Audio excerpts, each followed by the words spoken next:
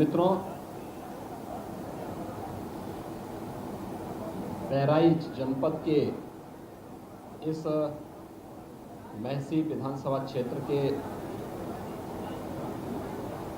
नदी से सटे हुए इस पूरे क्षेत्र में लगभग पिछले 2 माह से भेड़ियों के आतंक के कारण कुछ जनहानि हुई और कुछ बच्चों को यहाँ पर भेड़िए ने घायल भी किया।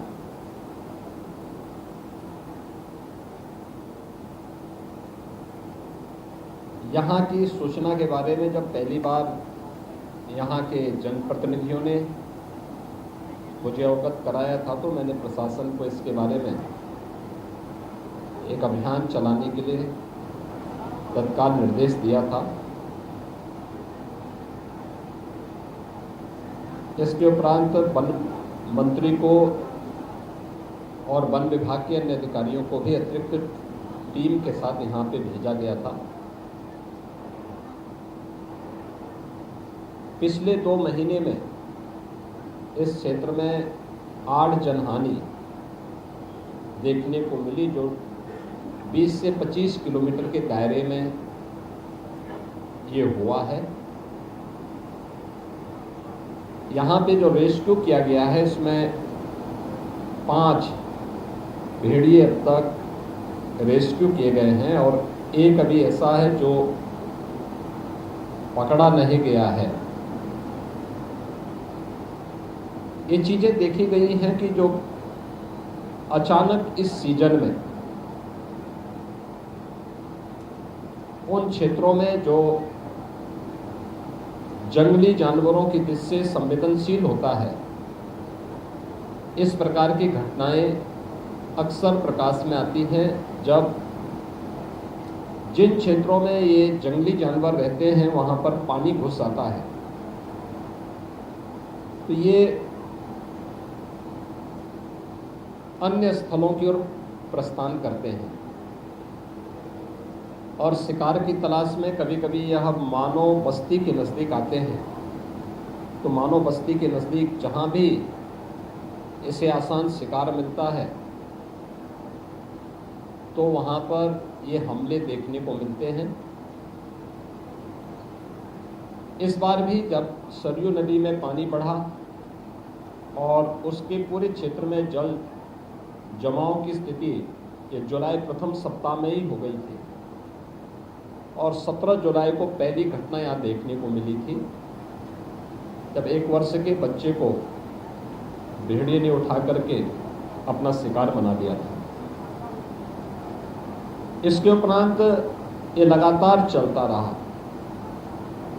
अवश्य था कि वह एक गांव में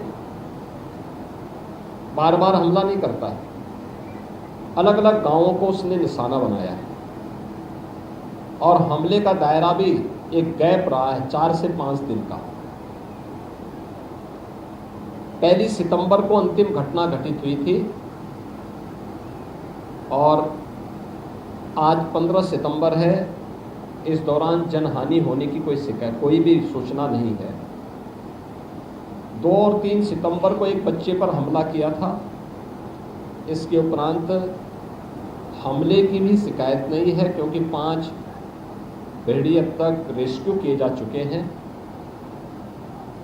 इसके अलावा यहाँ पर एक के लिए हमारी यहाँ पर 165 की टीम वन विभाग की यहाँ पर है, जो उन्हें हर प्रकार से पहली प्राथमिकता है कि भेड़िए को रेस्क्यू किया जाए। थर्मल ड्रोन भी यहाँ पर 4 लगाए गए हैं और ये प्रयास है कि किसी भी स्थिति में रेस्क्यू हो, लेकिन अगर वह जिस रूप में हिंसक है, जनहानि कहीं करता हुआ दिखाई देता तो उससे पहले कि जनहानि करे तो उसको शूट करने के भी आदेश दिए गए हैं। लेकिन ये अंतिम विकल्प है इससे पहले तमाम अन्य विकल्पों पर भी कार्य किया जा रहा है। स्थानीय स्तर पर जनप्रतिनिधियों का, जिला प्रशासन, पुलिस प्रशासन, वन विभाग की टीम ने बेहतर समन्वय से इस परिस्थिति का सामना किया है और आम जनमानस के मन में एक विश्वास पैदा किया है। आज उन सभी पीड़ितों से मैं मिलने के लिए स्वयं भी यहाँ आया हूँ और क्या आगे की रणनीति है वन विभाग की और प्रशासन की, इस पर भी अभी विचार किया गया है। हमारी सरकार ने मानव वन्य जीव संघर्ष को आपदा की श्रेणी में रखा है और इसलिए अगर कोई भी जनहानि होती है तो उसमें हम पीड़ित परिवार को तत्काल 5 लाख रुपए की सहायता उपलब्ध करवाते हैं, क्योंकि जिन लोगों को घायल किया गया है तो रेबीज का इन्फेक्शन न हो, इसके लिए एंटी रेबीज वैनम भी उन लोगों को उपलब्ध करवाई गई है। उन बच्चों को या उन लोगों को उपलब्ध करवा दिया गया है जो लोग अब तक इस प्रकार के जंगली जानवरों के हमले से घायल हुए हैं। हम लोगों ने पहले ही यहाँ पे प्रशासन को निर्देश दिए हैं। यद्यपि प्रदेश में अब तक हम लोग केंद्र और राज्य सरकार ने मिलकर के 56 लाख गरीबों को पूरे प्रदेश में एक आवास उपलब्ध करवाया है और ये जितने भी हमले हुए हैं इनमें भी अगर आपने देखा होगा कि सभी के पास अपने पक्के आवास हैं। हाँ, कुछ लोग हैं जो गर्मी के कारण या किन्हीं अन्य कारणों से घर के बाहर सोते हैं इस सीजन में, तो उसी में जंगली जानवर को एक अवसर मिलता है। कुछ लोगों ने अपने घरों पे दरवाजे नहीं लगाए थे तो उनको वहां पर दूसरे मत से या कन्वर्जन के माध्यम से दरवाजा लगाने की व्यवस्था की गई। स्वच्छ भारत मिशन में हर परिवार को एक शौचालय दिए गए थे, लेकिन फिर भी अगर कुछ लोगों ने शौचालय नहीं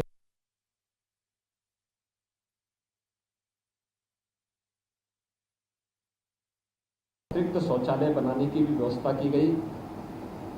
यहाँ पे लाइट की व्यवस्था हो, पेट्रोलिंग पर्याप्त मात्रा में हो, इसके भी प्रावधान किए गए हैं। और हमने एक और निर्देश दिया है कि जो भी ऐसा कोई व्यक्ति है जो अब तक आवास की सुविधा से वंचित है, तत्काल मुख्यमंत्री आवास योजना में उस परिवार को एक आवास उपलब्ध करवाया जाए। जिन लोगों के पास अन्य सुविधाएं नहीं हैं, प्राथमिकता के आधार पर कैंप लगा करके उन लोगों को ये सुविधा आवास का है, शौचालय का है, राशन कार्ड का है, आयुष्मान कार्ड का है, इन सभी सुविधाओं से उन्हें आच्छादित करने की एक अभियान चला करके उन्हें आच्छादित किया जाए, जिससे अपनी ज़रूरत के लिए किसी व्यक्ति को इधर उधर भटकने की आवश्यकता न पड़े।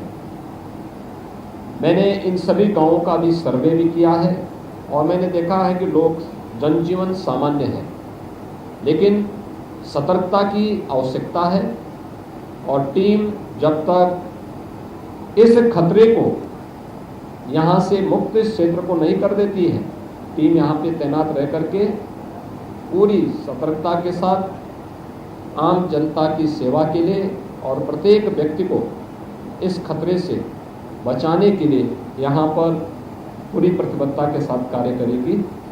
आज इसीलिए मैंने पीड़ितों से मिलने, पीड़ित परिवारों के प्रति अपनी संवेदना व्यक्त करने और इस क्षेत्र का दौरा भी किया है और क्या आगे की रणनीति वन विभाग की और स्थानीय प्रशासन की ये इसकी जानकारी भी दी है।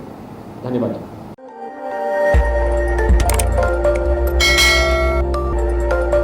खबर आपकी, नजर हमारी। देखते रहिए आई इंडिया।